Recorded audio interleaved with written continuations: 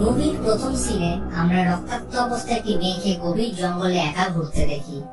এরপর দুজন লোক এসে মেয়েটিকে মেরে অজ্ঞান করে তাকে এক অদ্ভুত বেসমেন্টের মধ্যে নিয়ে যায়। এই বেসমেন্টের চারিদিকে মৃত বিড়াল ঝুলানো ছিল, যা দেখে মনে হচ্ছিল এখানে কোনো রিচুয়ালস করা হচ্ছে। এরপর এই মেয়েটিকে কাঁটা তার দিয়ে বেঁধে রাখা হয়। তার জ্ঞান ফিরে দেখে তার সামনে দাঁড়ানো ব্যক্তিটি আসলে তার বাবা, এবং আমরা বুঝতে পারি যে বাবা তার নিজের মেয়েকে এইভাবে বেঁধে রেখেছে। তার পাশে এক বুড়ি মহিলা অনবরত একটি অদ্ভুত বই থেকে কিছু পড়ছিলেন জোরে জোরে। বই পড়া শেষ হতে বুড়ি মহিলাটি মেয়েটির বাবাকে বলে তার মেয়েকে জীবন্ত জ্বালিয়ে দিতে। মেয়েটি তখনই কেঁদে বলে তাকে যেন ছেড়ে দেওয়া হয়, আর সে তার মায়ের কাছে যেতে চায়।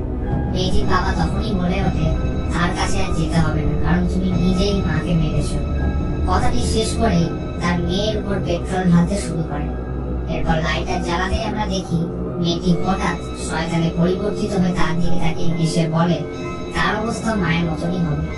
বাবা আর দেরি না করে তার মেয়ের শরীরে আগুন লাগিয়ে দেয়, আর একটা শটগান দিয়ে তার মাথা খুলি উড়িয়ে দেয়। এবার মুভি সিন চেঞ্জ হয়ে বর্তমানে ফিরে আসে, এবং আমরা জঙ্গলের মাঝে কয়েকজন বন্ধুদের দেখি।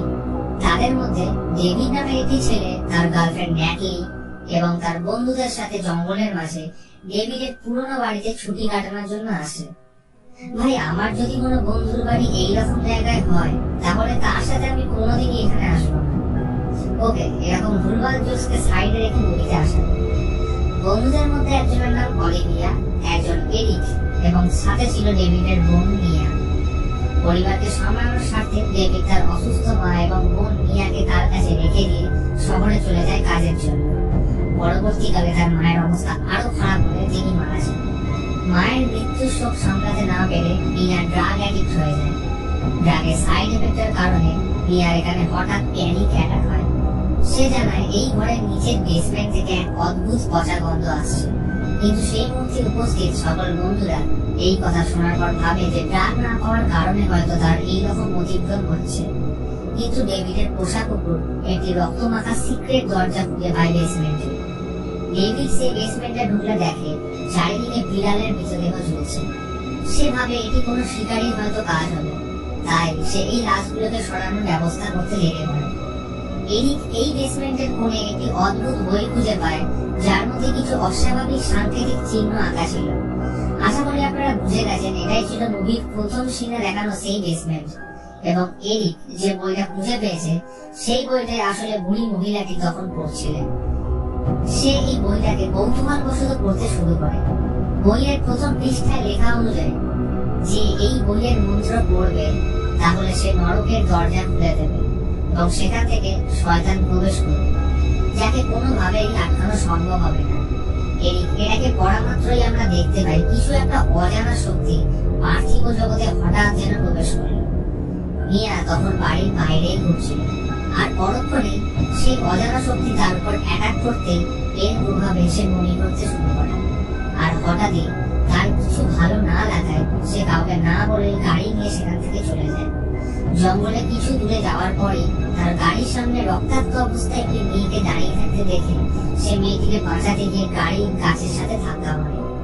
মিয়া তার সামনে এই অদ্ভুত মেয়েটিকে দাঁড়িয়ে থাকতে দেখে, আর পরক্ষণে তার মুখ থেকে কিছু একটা বেরিয়ে এসে মিয়ার প্রাইভেট পার্ট দিয়ে তার শরীরে প্রবেশ করে যায়, ফলে সে পদেষ্ট হয়ে যায়। কিছু সময় পর ডেভিড ও তার বন্ধুরা মিয়াকে অসহায় অবস্থায় জঙ্গলের মাঝে খুঁজে পেয়ে তাকে ঘরে নিয়ে আসে। মিয়া ডেভিডকে বলে সে জঙ্গলে একটি ডেভিল মেয়েকে দেখেছে, আর সে তাদের ফলো করে এই ঘরেই এসেছে। তারা সবাই এটিকে ড্রাগের এফেক্ট বলে ক্যাজুয়াল ভাবে নেয়। ডেভিড এবার বাইরে তার পোষা কুকুরের লাশ খুঁজে পায়, যাকে মিয়া মেরে ফেলেছিল। কোনো কারণবশত ডেভিডের সন্দেহ মিয়ার দিকেই যায়। সে রেগে মিয়ার কাছে এই ব্যাপারে কথা বলতে গেলে দেখে মিয়া নিজেকে বাথরুমে লক করে দিয়েছে। সে দরজা নক করলে ভেতর থেকে কারোর আওয়াজ না আসায় তারা সকলে দরজা ভেঙে ভেতরে প্রবেশ করলে দেখে মিয়া শাওয়ারের ফুটন্ত জলের নিচে দাঁড়িয়ে আছে, আর জল এতটাই গরম ছিল যে মিয়ার শরীর পুড়তে শুরু করেছিল। ডেভিড আর দেরি না করে তাকে গাড়িতে বসিয়ে শহরে ডাক্তারের উদ্দেশ্যে রওনা দেয়, কিন্তু প্রচন্ড বৃষ্টির জন্য দুর্ভাগ্যবশত জঙ্গল থেকে শহরে যাওয়ার পুল জলের তলায় চলে যায়। এখানে আমরা দেখি মিয়াকে এক ডেভিল স্মাইল দিতে। ডেভিড উপায় না দেখে বাড়ি ফিরে আসে। অলিভিয়া মিয়াকে ইনজেকশন দিয়ে ঘুম পাড়িয়ে দেয় যাতে তার ব্যথার অবধি না হয়। এরিক এইবার বইয়ের সেই লেখাগুলো পড়তে থাকে। এই বই অনুসারে পজেসড ব্যক্তি প্রথমে জঙ্গলে ফাঁসবে, তারপর গরম জল তার নিজের গায়ে ঢালবে। অর্থাৎ এই বইয়ে লেখা সব রীতিগুলির সাথে মিয়ার বিহেভিয়ার মিলে যাচ্ছিল। কিছুক্ষণ পর মিয়া হঠাৎ উঠে সামনে রাখা শটগান দিয়ে ডেভিডের দিকে গুলি চালায়, কিন্তু গুলি তার হাত ছুঁয়ে বেরিয়ে যায়। অলিভিয়া তখনই তাকে আবার ইনজেকশন দেওয়ার চেষ্টা করলে মিয়া তার উপর রক্তবমি করে দেয়। আর পরক্ষণে সুযোগ বুঝে তারা মিয়াকে ঠেলে বেসমেন্টের মধ্যে ঢুকিয়ে দরজা লক করে দেয়। এদিকে মিয়ার রক্ত অলিভিয়ার মধ্যে প্রবেশ করায় সেও পজেসড হয়ে যায়। ফলে সে ছুরি দিয়ে নিজের মুখ কাটতে থাকে। এরিক সেখানে আসতেই অলিভিয়া এরিকের উপর অ্যাটাক করে। ফলে সে নিজের প্রাণ বাঁচানোর জন্য অলিভিয়াকে মেরে ফেলে। এরিকের অবস্থা খারাপ হয়ে যাওয়ায় ডেভিড তার ক্ষতস্থানে ব্যান্ডেজ করার সময় তার গার্লফ্রেন্ডকে ভেতর থেকে জল আনতে বলে। সেখানে যেতেই মিয়া ন্যাটলিকে কান্না মাখা গলায় নিজের কাছে ডাকে। ন্যাটলি বেসমেন্টের দরজা খুলে মিয়ার কাছে যেতেই সে তার উপর অ্যাটাক করে ন্যাটলির হাতে কামড় বসিয়ে দেয়। ন্যাটলির আওয়াজ শুনে ডেভিড সেখানে এসে কোনো রকমে তাকে বাঁচিয়ে বেসমেন্টের দরজা পুরোপুরি ভাবে শিকল এবং পেরেক দিয়ে লক করে দেয়। এরিক আন্দাজ করতে থাকে যে এই সব ঘটনার পিছনে এই বইটি দায়ী। তাই সে এই বইটিকে পুরোনোর চেষ্টা করলেও এই বইটি অদ্ভুত কারণে পড়তে চাইছিল না। এরিক এই ব্যাপারে সমস্ত ঘটনা ডেভিডকে জানায় এবং বলে এই বই অনুসারে যখনই ডিমন 5 জনকে পজেস করে নেবে তখনই আকাশ থেকে রক্ত বৃষ্টি হবে। আর নরকের দরজা খুলে তার ভেতর থেকে অ্যাবোমিনেশন নামের এক ডেভিল পার্থিব জগতে প্রবেশ করবে। আর এই ডেভিলকে এই জগতে প্রবেশে বাধা দেওয়ার শুধুমাত্র 3টি উপায় রয়েছে। প্রথম, পজেসড ব্যক্তিকে জীবন্ত অবস্থায় জ্বালিয়ে ফেলতে হবে। দ্বিতীয়ত, পজেসড ব্যক্তিকে জীবন্ত কবর দিতে হবে। আর তৃতীয়ত, পজেসড ব্যক্তির শরীরকে একাধিক টুকরো করতে হবে। অর্থাৎ মুভির প্রথম সিনে আমরা এই কারণে যে ব্যক্তিকে তার মেয়েকে জীবন্ত জ্বালিয়ে দিতে দেখেছিলাম। এরপর আমরা দেখি ন্যাটলি সেই হাত ডিফর্ম করতে শুরু করেছে। ন্যাটলি বুঝে যায় সে পজেসড হতে চলেছে, তাই সে ইলেকট্রিক কাটার দিয়ে নিজের হাতের ওই অংশ কেটে দেয়। এরিক এবং ডেভিড নিজেদের মধ্যে কথা বলছিল, ঠিক তখনই পিছন থেকে ন্যাটলি এসে তাদের উপর অ্যাটাক করে। সে এরিককে প্রাণে মারতে যাবে, তখনই ডেভিড শটগান দিয়ে ন্যাটলির মাথা খুঁড়িয়ে উড়িয়ে দেয়। এবারে ডেভিড কোনো উপায় খুঁজে না পেয়ে মিয়াকে সেই বেসমেন্টে থাকা অবস্থায় জীবন্ত জ্বালিয়ে দেওয়ার সিদ্ধান্ত নেয়। কিন্তু পেট্রোল ছড়ানোর সময় মিয়ার ভেতরে থাকা শয়তান ডেভিডকে ইমোশনালি ব্ল্যাকমেল করে তার লক্ষ্য নষ্ট করে।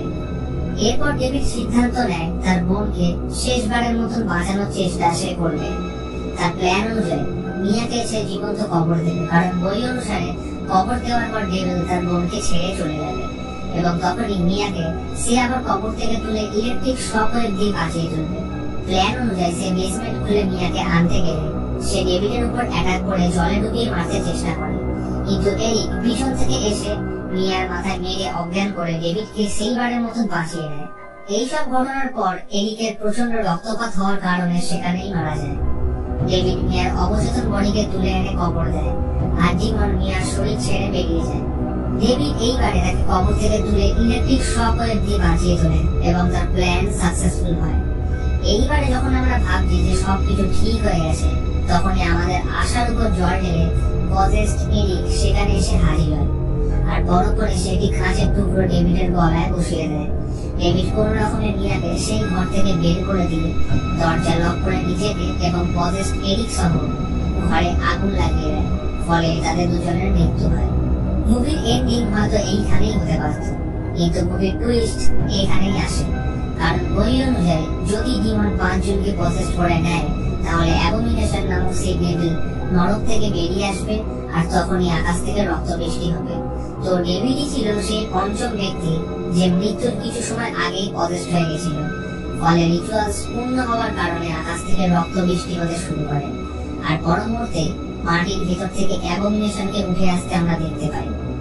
অ্যাবোমিনেশন মিয়ার উপর অ্যাটাক করতেই তার এক হাত গাড়ির নিচে চাপা পড়ে যায়। ফলে নিজের প্রাণ বাঁচানোর জন্য তার সেই হাত কাটতে হয় এবং শেষে তার সর্বশক্তি দিয়ে অ্যাবোমিনেশনের উপর অ্যাটাক করে ইলেকট্রিক কাটার দিয়ে তার বডি মাঝখান থেকে কেটে টুকরো করে দেয়। ফলে অ্যাবোমিনেশন মাটির নিচে আবার চলে যায়। এরপরে সেই ভয়ঙ্কর রাত কেটে আমরা সূর্যোদয় হতে দেখি আর মিয়া সূর্য কিরণ লক্ষ্য করে এগিয়ে যেতে থাকে। আর মুভি এখানেই শেষ হয়।